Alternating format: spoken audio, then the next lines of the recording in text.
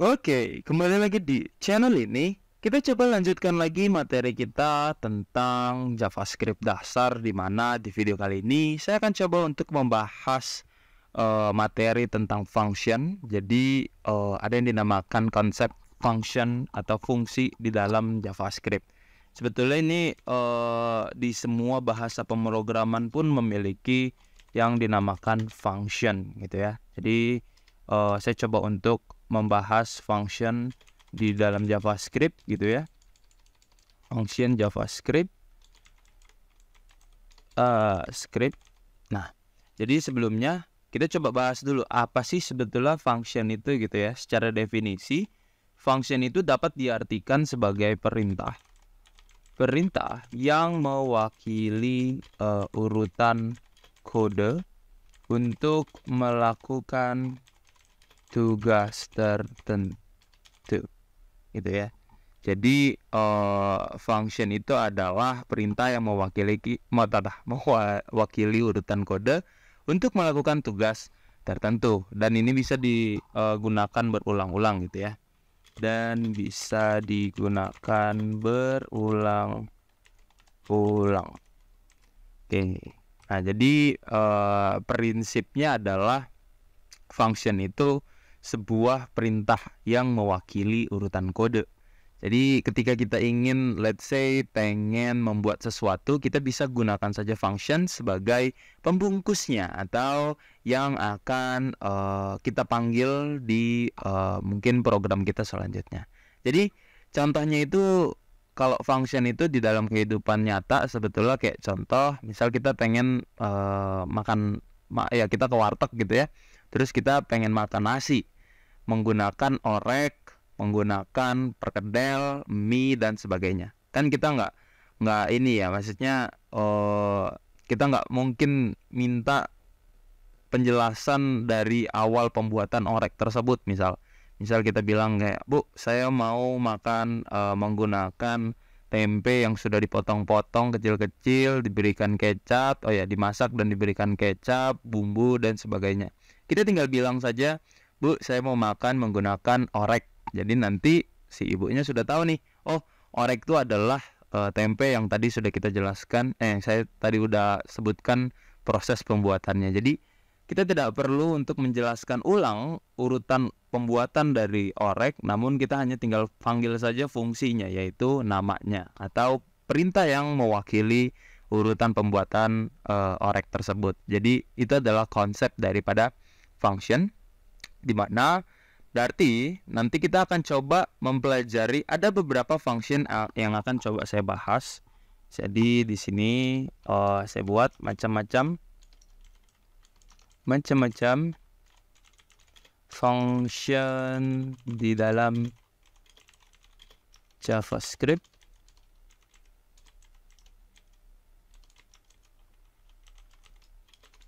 Oke, saya coba buat multiple comment, di mana di sini yang pertama yang akan kita bahas adalah function deklarasi atau declaration function, deklarasi ya. Yang kedua itu ada yang namanya function ekspresi. Yang ketiga itu ada yang namanya arrow function.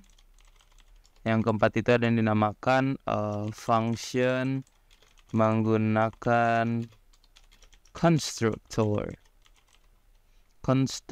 gitu ya. Jadi ada ada 4 function yang akan coba kita bahas di video kali ini. Dan juga saya coba untuk membahas beberapa maksudnya struktur penggunaan function, di mana yang kita akan coba gunakan itu adalah define function dan calling function. Jadi function itu perlu di-define atau perlu didefinisikan gitu ya. Kita perlu mendefine sebuah function dan juga kita perlu melakukan calling function. Jadi ketika kita sudah membuat sebuah function dengan urutan tertentu, kita wajib untuk memanggil function tersebut agar function tersebut jalan gitu ya.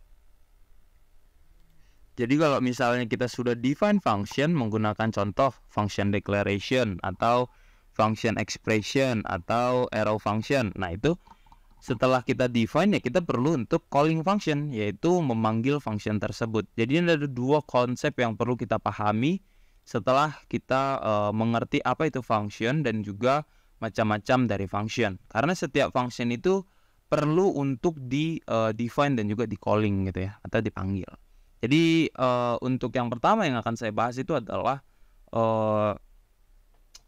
function declaration gitu ya. Jadi ini adalah cara kita untuk membuat function deklarasi atau declaration.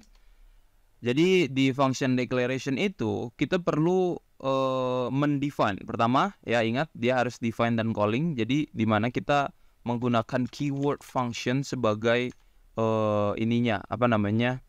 pembuatan functionnya. Nah, di sini saya dibantu oleh black box ya, namun saya tidak ingin dibantu oleh black box. Jadi let's say di sini kita menggunakan keyword function. Nah, ini untuk yang function declaration ya. Jadi keyword function dan juga nama function. Nah, ini berarti kita perlu strukturnya dulu ya. Berarti saya coba buat dulu struktur si function declaration. Yang pertama itu adalah keyword function, terus nama function, terus kurung buka kurung tutup kurung kurawal, dan juga di sini adalah kode gitu ya. Apapun kodenya, ini adalah define function. Oke. Define function declaration, deklarasi. Setelah define berarti ada yang namanya calling function, di mana kita tinggal panggil saja nama functionnya function beserta kurung buka kurung tutupnya. Ini adalah calling function.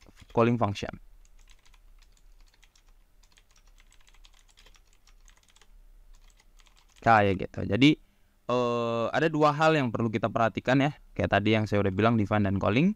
Jadi di sini saya coba untuk buat contohnya. Jadi kita bikin keyword function dengan nama functionnya. Misal saya bikin fungsi gitu ya. Sebuah fungsi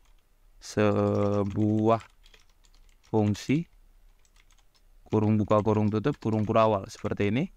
Terus misal kita bikin di sini console.log ini adalah fungsi. Terus ingat calling functionnya kita panggil menggunakan nama functionnya sebuah fungsi seperti ini.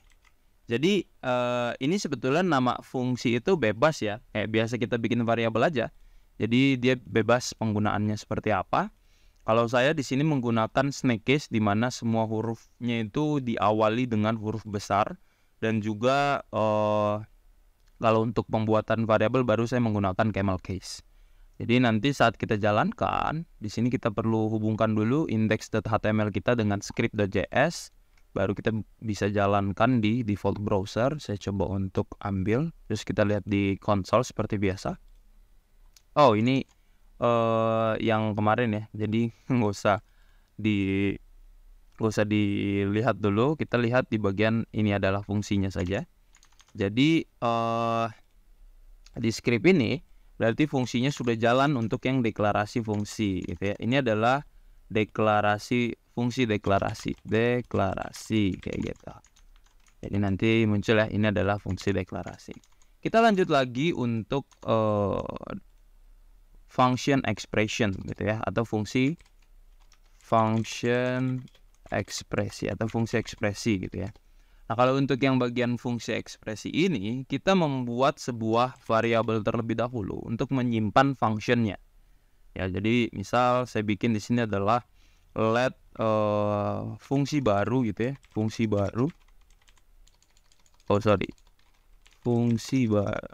ekspresi gitu ya, ekspresi. Oh, ini declaration ya berarti ya, fungsi deklarasi.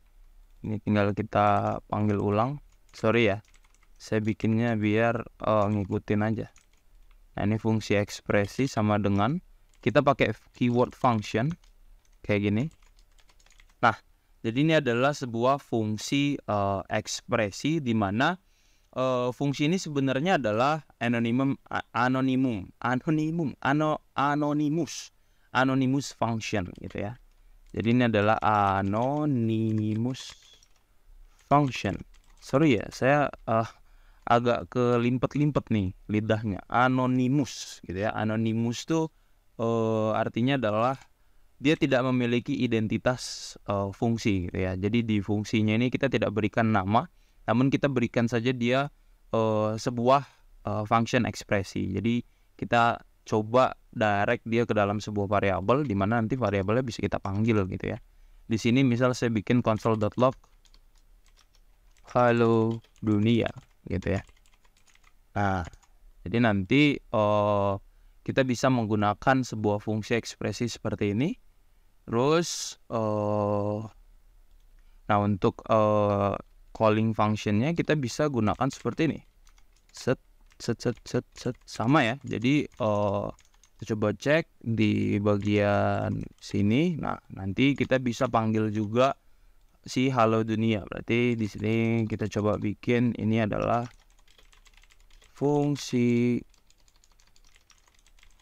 ekspresi. Set. Nah, jadi nanti dia berubah menjadi ini adalah fungsi ekspresi. Kita lanjut lagi untuk yang arrow function gitu ya. Arrow function. Nah, untuk arrow function sendiri itu dia agak sedikit berbeda strukturnya, di mana kita tidak menggunakan keyword function saat menggunakan arrow function. Let's say di sini saya bikin let arrow function. Kita buat sebuah variabel ya, arrow function, dan kita di sini paling sering digunakan inisialisasi variabelnya adalah menggunakan const ya, bukan menggunakan let. Jadi kita coba buat seperti ini, arrow function sama dengan kurung buka kurung tutup, tanda panah seperti ini, kurung kurawal. Nah, ini adalah sebuah arrow function di mana kita bisa menggunakan kurung buka kurung tutup dan tanda panah sebagai sebuah deklarasi atau define functionnya gitu ya. Kalau di sini kan semuanya menggunakan keyword function. Kalau di arrow function tidak perlu kita menggunakan function seperti ini.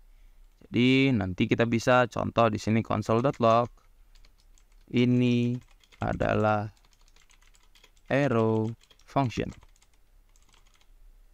Ya, jadi di sini saya coba untuk sama ya, pemanggilannya juga menggunakan namanya ya. Jadi kalau di sini kan nama function gitu kan. Jadi untuk setiap function itu memiliki konsep yang sama saat pemanggilan kayak gitu.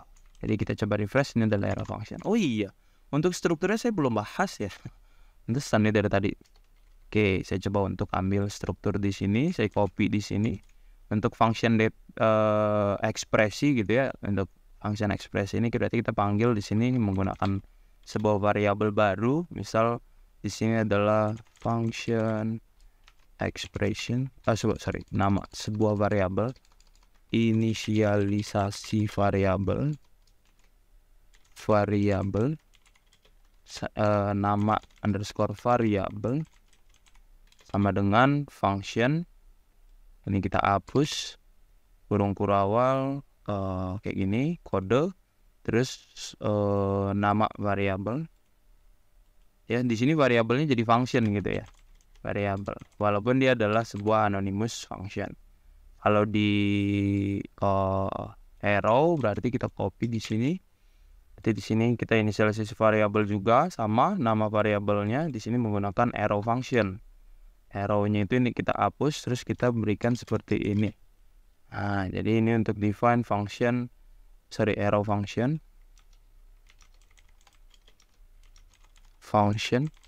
Ini untuk calling function. Jadi di sini nama variabel kita panggil seperti itu. Nah, ini untuk ekspresi. Sip. Berarti yang sudah kita pelajari adalah function deklarasi. Ini adalah untuk struktur function deklarasi, di mana kita menggunakan function, terus nama functionnya seperti apa, baru kita coba panggil. Nah, ini untuk contohnya. Terus ada function ekspresi. Ini adalah strukturnya. Kita inisialisasi variabel. Inisialisasi variabel itu ada 3, let, const ataupun var, bebas kalian gunakan yang mana. Terus di sini nama variabelnya yang akan menyimpan sebuah function anonim, di mana dia tidak memiliki nama function. Terus kita panggil functionnya menggunakan nama variabelnya kurung buka kurung tutup. Terus ini adalah contohnya. Terus yang terakhir itu yang saya coba bahas itu adalah arrow function. Dan ini adalah struktur penggunaan arrow function di mana dia mirip dengan function ekspresi, namun penggunaan keyword functionnya dihapus dan diganti jadi seperti ini.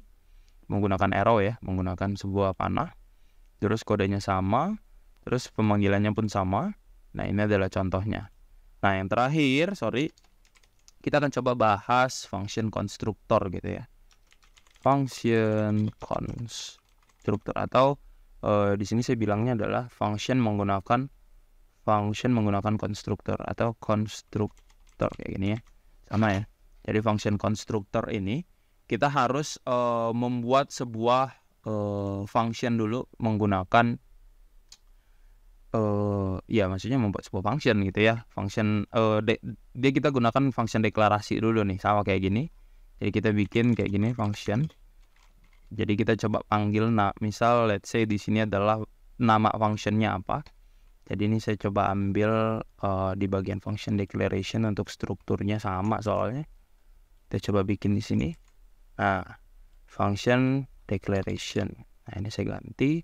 Jadi kita bikinnya sama ya. Ini untuk nanti perbedaannya hanya di bagian calling functionnya saja. Saya coba hapus dulu bagian calling function. Saya coba berikan contohnya saja dulu.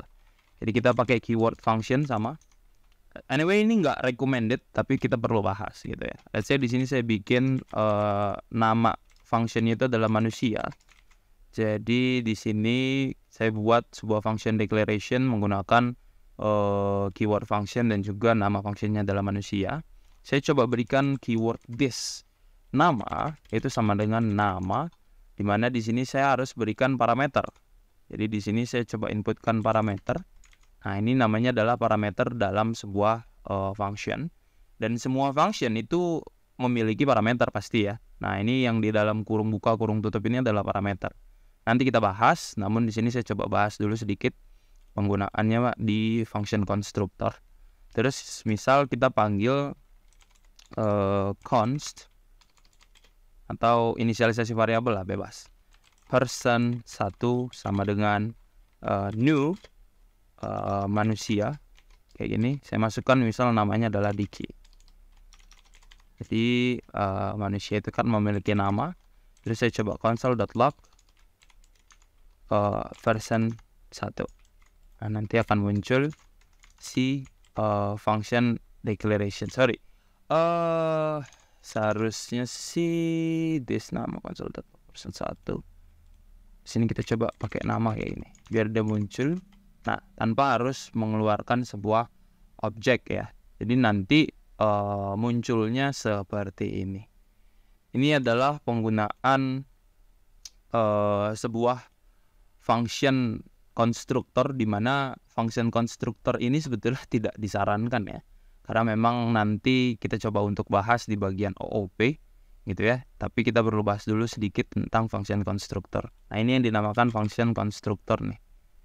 Function konstruktor, di mana kita membuat konstruktor baru dari setiap instance object dari function yang kita buat di function declaration dengan menggunakan keyword this, dan juga di sini kita menggunakan keyword new, di mana ini adalah konstruktor function kita yang kita panggil ya maksudnya new gitu ya, baru, function baru yang dimana kita simpan di dalam sebuah variabel person 1, dan kita bisa panggil semuanya di console. Kita tinggal panggilnya itu sebetulnya di sini dia jadi berupa objek ya. Nah, ini dia jadi berupa objek, mana nanti ada yang namanya prototype dan banyak lagi yang akan nanti coba kita bahas di bagian OOP ya. Jadi ini saya coba perkenalkan dulu tentang function constructor. Oke, kita lanjut lagi ya. Jadi ya ini kalau misalnya dibilang, nah ini katanya this constructor function may be converted to a class declaration. Jadi nanti ini ada hubungannya dengan konsep kelas di dalam JavaScript. Namun untuk video kali ini kita tidak bahas panjang tentang itu, karena saya fokusnya sekarang adalah 3 function yang ada di sini, di mana kita akan coba bahas lebih dalam tentang function declaration, function expression, dan juga arrow function. karena itu lebih mudah untuk digunakan untuk pemula gitu ya, baik user baru, dan juga ya memang tidak disarankan menggunakan function constructor seperti ini. Ada lebih bagus kita menggunakan sebuah kelas nantinya. Oke, sekarang yang akan saya coba untuk bahas itu adalah penggunaan gitu ya. Di sini ada yang namanya parameter gitu ya, parameter.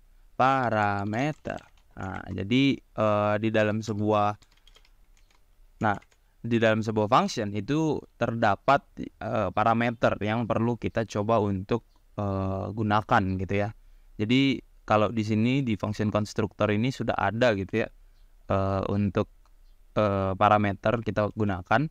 Namun untuk yang ini kan belum ada nih. Saya coba ambil satu contoh, itu adalah menggunakan arrow function. Jadi kita coba bikin di sini misal const parameter set. Nah, kayak gini. Di sini saya coba untuk berikan sebuah nilai, misal console.log a plus b. Jadi kita misal pengen menginputkan sesuatu dari user misal. Terus kita bikin di sini adalah pemanggilan parameternya. Parameter ini adalah sebuah function ya, parameter nama. Ini parameter di sini adalah sebuah nama function. Jadi kita panggil atau calling functionnya seperti ini. Dan juga kita ingin menginputkan sesuatu gitu ya. Kita pengen coba untuk menambah. Di sini saya coba untuk buat studi kasusnya adalah menambah sebuah angka, di mana di sini a plus b. Namun a plus b di sini kita tidak ingin inisialisasi di awal. Misal kayak gini, saya nggak mau dia inisialisasi hanya 1 dan 2 saja. Kalau seperti ini sih memang muncul juga sih, gitu ya. Tapi yang jadi kendala adalah saya ingin user yang memberikan angka. Gimana caranya? Kita harus gunakan parameter. Jadi di sini kita inputkan a, b, artinya adalah ada dua parameter yang ada di dalam sebuah function yang nantinya akan coba diinputkan oleh si user. Nah, jadi kita coba isikan di sini ada yang dinamakan satu parameter, yang kedua itu ada yang namanya argumen, gitu ya. Argumen. Nah, argumen ini itu adalah value dari si parameter, gitu ya. Jadi saya coba inputkan di sini misal 1 dan 2. Jadi nanti si user akan menginputkan 1 dan 2 misal, baru dia angkanya jadi 3. Jadi kita tinggal memanggil si functionnya berulang-ulang gitu ya, bisa menggunakan parameter kayak gini. Jadi kita bisa panggil lagi, misal nilainya adalah 4 dan 3 gitu ya. Berarti nanti hasilnya adalah 7. Itu adalah kegunaan dari penggunaan function gitu ya. Jadi ada dua hal yang sudah kita pelajari. Yang pertama itu adalah parameter, di mana parameter itu yang ini ya. Nah, ada juga yang namanya argumen. Argumen itu adalah nilai atau value dari value parameter. Parameter ya. Jadi argumen itu yang ada di sini, dan ini adalah parameternya, di mana nanti ini dilempar masuk ke sini, terus barulah dilakukan sebuah operasi gitu ya. Di sini operasi penambahan. Jadi nanti konsepnya seperti ini.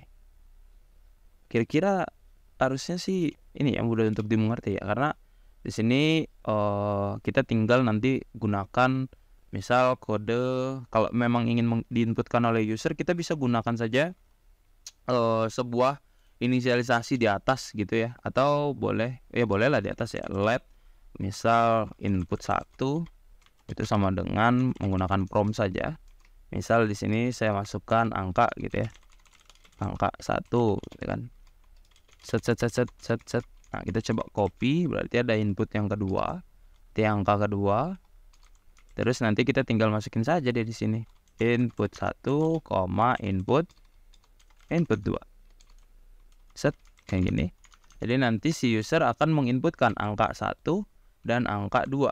Oh, sekarang hasilnya adalah 12. Kenapa 12?